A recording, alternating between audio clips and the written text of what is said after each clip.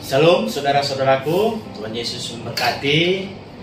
Bertemu lagi dengan saya Pendeta Valentinus Timotius Teguh di dalam firman Tuhan. Firman Tuhan yang sampai pada kita hari ini diambil dari Filipi 4 ayat 2 sampai 9, dan saya baca ayat emasnya Filipi 4 ayat 8. Beginilah firman Tuhan. Jadi akhirnya saudara-saudara, semua yang benar, semua yang mulia, semua yang adil, semua yang suci, semua yang manis, semua yang sedap didengar, semua yang disebut kebajikan dan patut dipuji, pikirkanlah semuanya itu.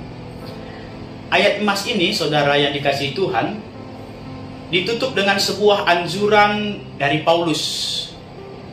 Pikirkanlah semuanya itu. Apa yang dipikirkan? Ya, semuanya yang benar, mulia, adil, suci, dan manis. Pikirkanlah semuanya itu. Kenapa Alkitab sampai ngurusin soal pikiran kita? Karena pikiran kita bisa kemana-mana, saudaraku. Mudah menyeleweng, gampang menyimpang dari pikiran Tuhan. Karena itu memang harus selalu dikendalikan. Jurnal The Brain Fit menuliskan, rata-rata otak manusia berpikir 60.000 kali per hari. Dan lebih dari separuhnya pikiran negatif. Orang yang pikirannya terus negatif disebut dengan istilah automatic negative thought atau ANS, atau pikiran negatif secara otomatis dalam bahasa Indonesianya, yang bisa merusak hidup dirinya sendiri dan orang-orang di sekitarnya.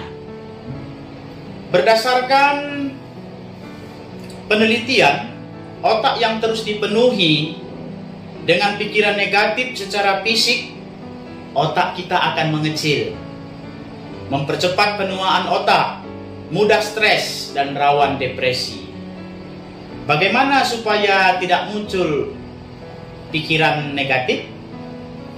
Ingat kembali ayat 8 di atas tadi, yang saya baca tadi, ayat emas kita. Ayat ini sebetulnya pikiran positif ala orang Kristen loh. Jadi Paulus mengajak setiap kita mengandalkan dan melatih pikiran kita untuk memikirkan hal-hal yang baik dan positif. Paulus pada saat menuliskan bagian ini sebetulnya dia sedang dipenjara dalam kondisi terkungkung sel besi. Kemungkinan pikiran Paulus menjadi negatif sangat besar muncul. Ia ditekan dan dipenjara. Pikiran buruk bisa muncul kapan saja. Sikap pesimis sangat mungkin timbul. Kekecewaan dan sikap menyalahkan Tuhan bisa datang setiap saat. Namun dalam kondisi tersebut, Paulus justru mengajak jemaat Filipi untuk berpikir positif. Ia mengajarkan untuk menyatakan segala permohonan kita, jemaat, kepada Tuhan Yesus, sehingga kita tidak dikuasai pikiran negatif. Saat meminta kepada Yesus untuk membuang pikiran negatif yang ada di otak kita, maka Dia akan memberikan damai sejahtera, membuat kita mampu berpikir positif.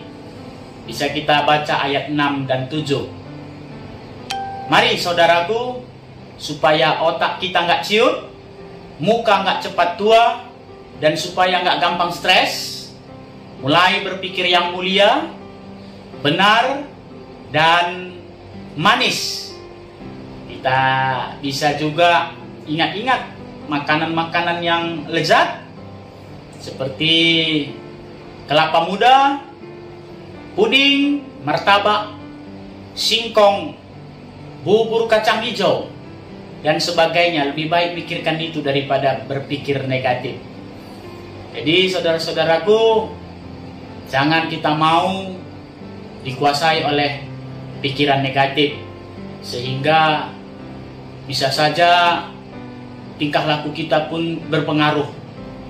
Sama seperti orang mengirim status, dia mau menulis di status media sosialnya mau mencari tempat rekreasi, tapi yang tertulis adalah tempat reinkarnasi.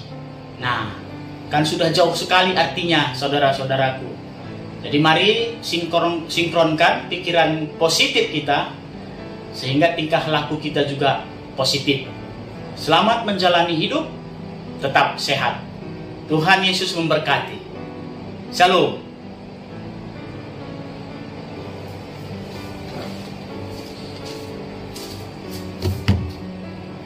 Nggak ada.